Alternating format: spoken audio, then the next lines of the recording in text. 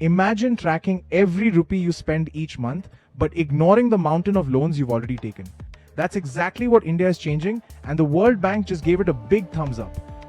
India is expected to grow at 6.3% in financial year 2026, making it the fastest growing large economy in the world.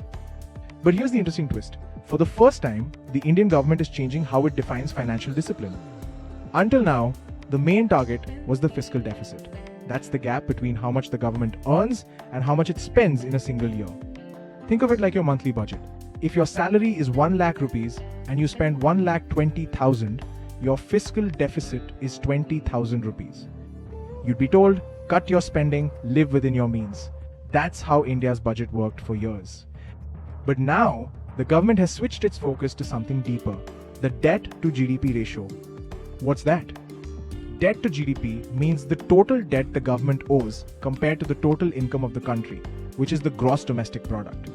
Imagine you have a home loan of 50 lakh rupees. Whether that's risky or not depends on your income. If you earn 1 lakh per month, that loan looks huge. But if you earn 5 lakhs per month, it's manageable. The loan didn't change, your income did. That's how debt to GDP works. So instead of just watching how much we overspend each year, India is now focusing on the big picture.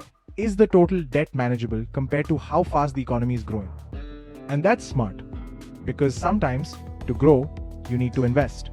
Roads, railways, education, they need spending. If you cut expenses too fast just to meet a deficit target, you can slow down the entire economy. But if you focus on debt to GDP, you allow yourself to spend on growth today, as long as that spending helps the economy grow faster than the debt. India now aims to bring the debt to GDP ratio down to 50% by financial year 31, with a 1% cushion on either side. It's like saying, I'll stay fit, but I won't starve myself to lose weight.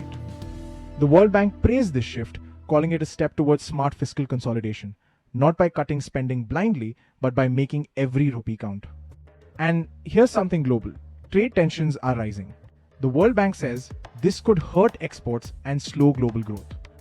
In fact, global growth in 2025 is expected to be just 2.3%. That's the slowest in 17 years outside of a full recession. So India isn't just growing fast, it's learning how to grow wisely, even when the world around it is struggling. By shifting its anchor from fiscal deficit to debt to GDP, India is no longer just balancing a budget. It's building a long-term financial runway. If you found this explanation helpful and you want more content that actually explains the why behind the numbers, not just the headlines, then hit the like button and subscribe to the channel. That one click helps the algorithm, and it tells me you want more deep, honest breakdowns like this one. Thank you for watching.